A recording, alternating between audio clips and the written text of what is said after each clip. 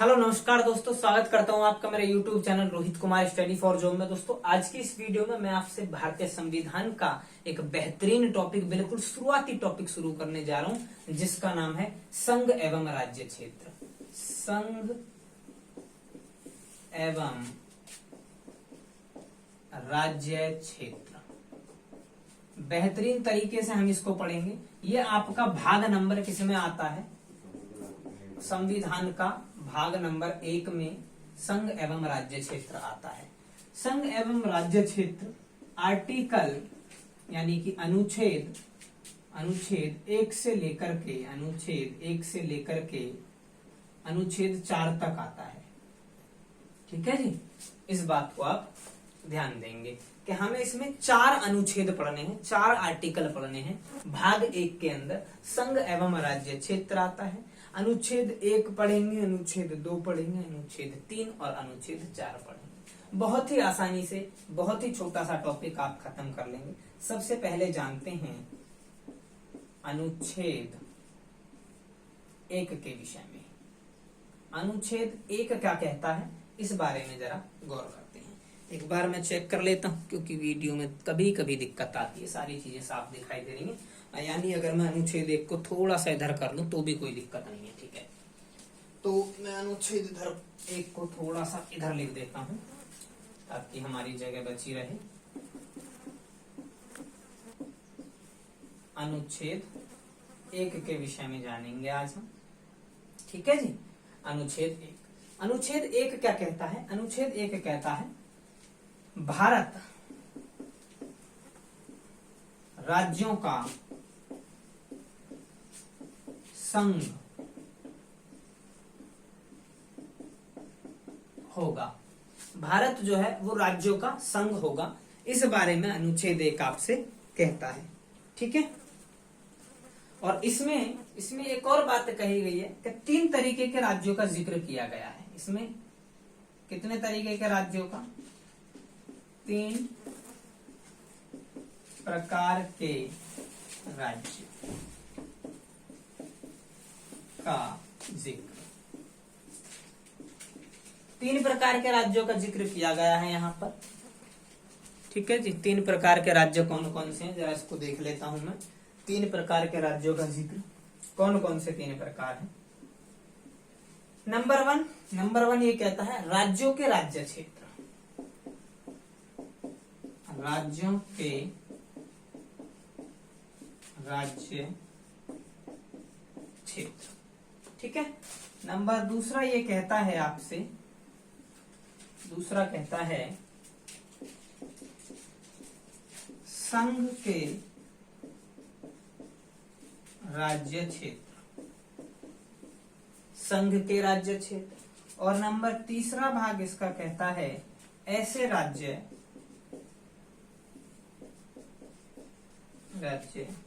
जिन्हें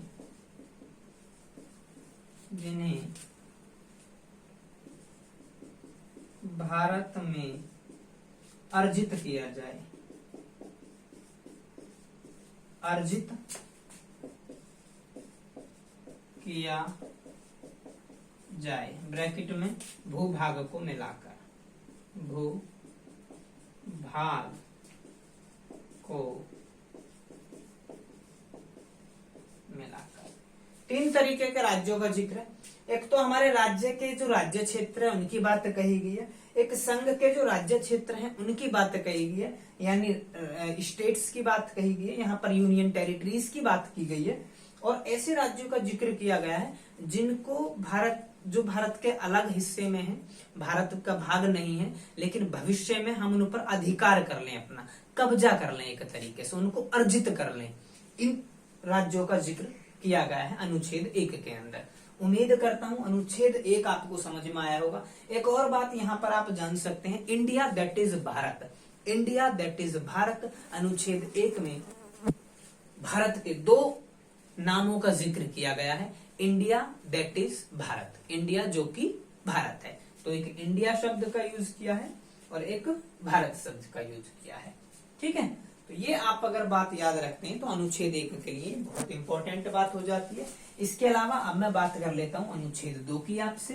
ठीक है, अनुच्छेद 2 का जिक्र कर लेते हैं। अनुच्छेद 2 में क्या है इसको समझते हैं। देखिए अनुच्छेद 2 क्या कहता है, इस बात को जानेंगे। अनुच्छेद 2 कहता है कि संसद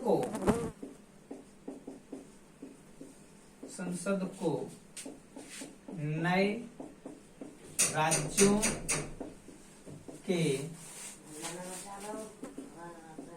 स्थापना की शक्ति प्रदान है। यानी जो संसद है ना, संसद को ये अधिकार है कि वो नए राज्यों की स्थापना कर सकती है।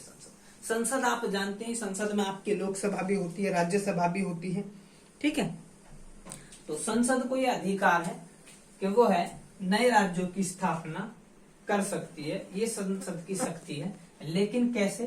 कानून बनाकर। कैसे? विधि द्वारा। हम इसको एक बात और लिखेंगे ब्रैकेट में, विधि द्वारा, ठीक है जी। तो संसद विधि द्वारा नए राज्यों की स्थापना कर सकता है। आर्टिकल 3 की बात कर लेता हूं। अनुच्छेद 3 में क्या लिखा है, इस बात को साफ तौर पर जानते हैं। अनुच्छेद 3 कहता है कि संसद को ये अधिकार है, या शक्ति भी हम कह सकते हैं, ये अधिकार है कि वह किसी भी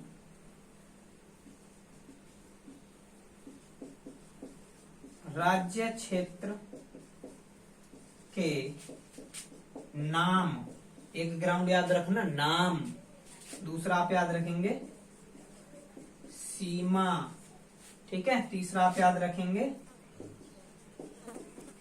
क्षेत्र। इन 3 बातों का जिक्र है। नाम, सीमा और क्षेत्र में परिवर्तन कर सकते हैं। ये जो अधिकार है आपको, ये भी संसद को दिया गया है। संसद के पास ये पावर है कि वो किसी भी राज्य के नाम में परिवर्तन कर सकती है। जैसे आप समझेंगे, उत्तराखंड का नाम पहले उत्तरांचल हुआ करता था, उत्तर प्रदेश का नाम पहले क्या हुआ करता था, आप इसका मुझे कमेंट में बताएंगे। दिल्ली का नाम पहले इंद्रप्रस्थ हुआ करता था, ठीक है जी।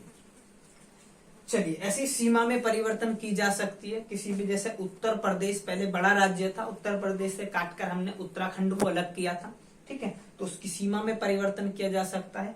क्षेत्र में परिवर्तन, क्षेत्रफल को घटाया बढ़ाया जा सकता है, किसी भी क्षेत्र को किसी और राज्य के अंडर में दिया जा सकता है। समझ पा रहे हैं आप मेरी बात को? तो ये 3 बातों का जिक्र आर्टिकल 3 में लिखा हुआ है। इसको याद भी बहुत आसानी से कर सकते हैं। 3 बात है आर्टिकल 3 में। समझ पाए मेरी बात? चलिए, अनुच्छेद 4 की बात कर लेता हूं मैं आपसे। अनुच्छेद 4 में क्या लिखा हुआ है, इसको मैं रफ कर देता हूं। अनुच्छेद 4, ठीक है, इसको भी रफ कर लेते हैं, ये भी आपको क्लियर आ गया होगा समझ में। तो अनुच्छेद 4 क्या कहता है, इस बात को भली भांति जानेंगे। अनुच्छेद 4 ये कहता है कि आपने जो आर्टिकल 3 के अकॉर्डिंग तथा आर्टिकल 4 के अकॉर्डिंग, सॉरी, आर्टिकल 2 के अकॉर्डिंग और आर्टिकल 3 के अकॉर्डिंग, 2 और 3 के अकॉर्डिंग जो भी परिवर्तन किए जाएंगे, यानी या तो नए राज्य के गठन किए जाएं, या फिर नाम परिवर्तन हो, या फिर सीमा परिवर्तन हो, या फिर क्षेत्र में परिवर्तन हो, ये जो भी परिवर्तन होंगे आर्टिकल 2 और 3 के तहत जो भी किया जाएगा वह अनुच्छेद 368 के तहत संविधान संशोधन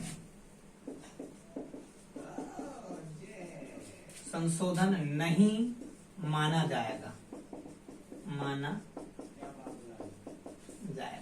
बात आप समझ पाए हैं कि हमने चाहे मान लीजिए किसी नए राज्य की स्थापना कर ली हो, चाहे हमने किसी के नाम में परिवर्तन किया हो, सीमा में परिवर्तन किया हो, ये जो है अनुच्छेद 368 के तहत ये किसमें नहीं आएंगे, संविधान संशोधन के तहत नहीं माने जाएंगे। अनुच्छेद 368 में संविधान संशोधन का जिक्र किया गया है, समझ पा रहे हैं? तो ऐसे परिवर्तनों को हम संविधान संशोधन नहीं मानेंगे। उम्मीद करता हूं अनुच्छेद 4 को आप बहुत अच्छी तरीके से समझ पाए होंगे। इसके अलावा इसमें एक और बात कही गई है। क्या बात कही गई है? कि जब 2 और 3 के तहत हम क्या करेंगे कि एक अनुसूची हम पढ़ेंगे। अनुसूची की वीडियो में बना चुका हूं इससे पहले, लिंक डिस्क्रिप्शन में डाल दूंगा, देख लेना। अनुसूची 1 की बात मैं करता हूं।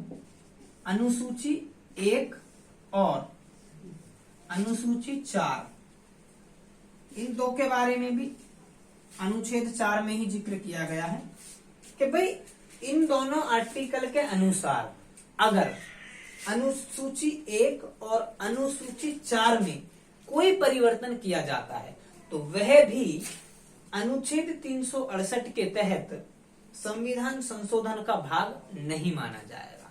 मेरी बात से आप पूर्णतः सहमत हैं? तो यही है आपका संघ एवं राज्य क्षेत्र भाग 1 के अंतर्गत अनुच्छेद 1 से लेकर के 4 तक मैंने चारों अनुच्छेद का जिक्र आपके सामने किया। उम्मीद करता हूं आपको वीडियो पसंद आई होगी। अगर वीडियो पसंद आई है तो लाइक कर देंगे, चैनल को सब्सक्राइब कर दें अगर नहीं है तो। धन्यवाद दोस्तों।